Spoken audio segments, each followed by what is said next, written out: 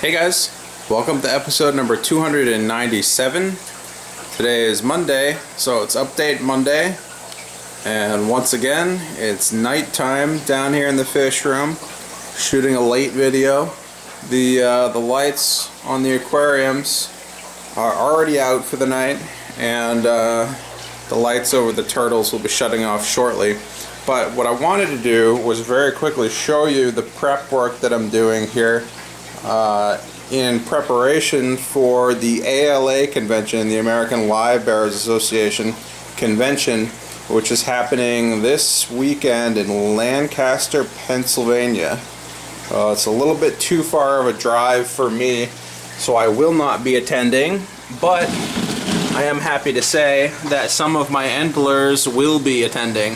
So I've got my shipping supply box here.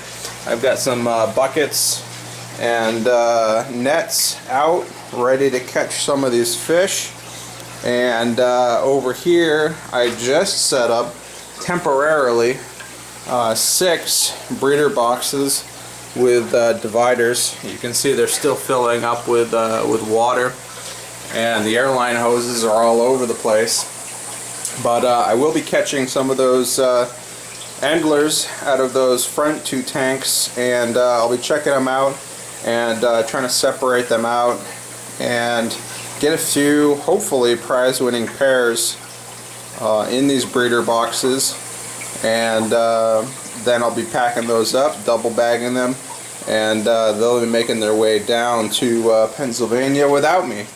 I did receive this, which is the IGES judging standards for Endlers. I don't really know if this is going to be the definitive guide. I guess it is for this year, but it's kind of hard to judge wild type fish, and I believe there are 34 color variations which are going to be judged this year.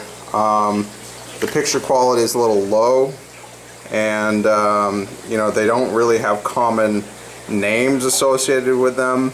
Like a red black bar or a lime green isn't in something like this. It's all just wild pattern 1, 2, 3, 4, all the way to 34. And they do have different variations. There are some peacock variations and some snake skin variations, and the more typical black bar variations.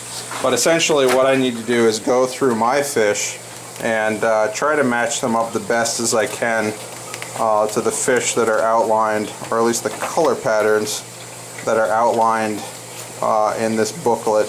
And again, it's not very clear you know, what exactly qualifies in each one of these color pattern categories, but I'll do my best. We'll see what happens, and I'm sure everyone else is kind of in the same boat when it comes to that stuff. But anyways, that's the setup. I'll be catching those fish most likely tomorrow. Then they'll be spending the next day or two in these breeder boxes, and then I'll bag them up and ship them out. We've got our Daphnia cultures going down here. You can see the water is a little off colored. I put in probably about 1 liter of my phytoplankton, which is up here between these 3 barrels, and I did that 2 days ago, and you couldn't see the bottom 2 days ago, and now you can, even when you stir it up. This is my very high-tech stirring stick, and even when you stir up all the junk on the bottom, you can still see to the bottom. So those guys are doing a really good job at cleaning up that algae and feeding on that, and I think that the live culture of algae is really working out well, because I know the dried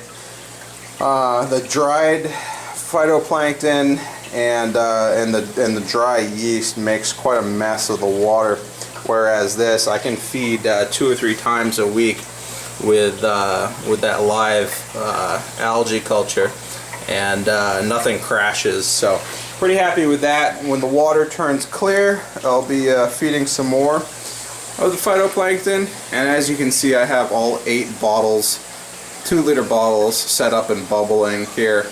In the daytime that light would be on, and the algae would be quite a bit happier. But as I said, it's nighttime down here in the fish room. It's been a little too cold out to get these tanks outside and drilled, so that'll be my next project coming up here, maybe this weekend. Crossing my fingers, it's gonna be warm enough to tackle that.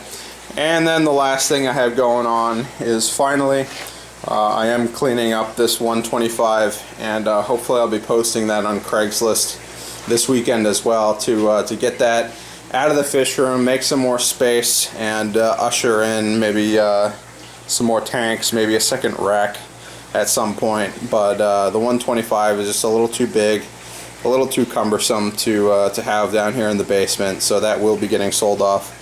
If you live in the Massachusetts area and you're looking for a 125, let me know. And if you're interested in submitting some of your own Livebearers to the convention this year, also let me know, or you can drop by Uncle Ned's Fish Factory at around 7 p.m. this Thursday, and there will be a pickup there for any fish that need to make their way to the ALA convention. So anyways guys, hope you enjoyed, and I'll see you guys later.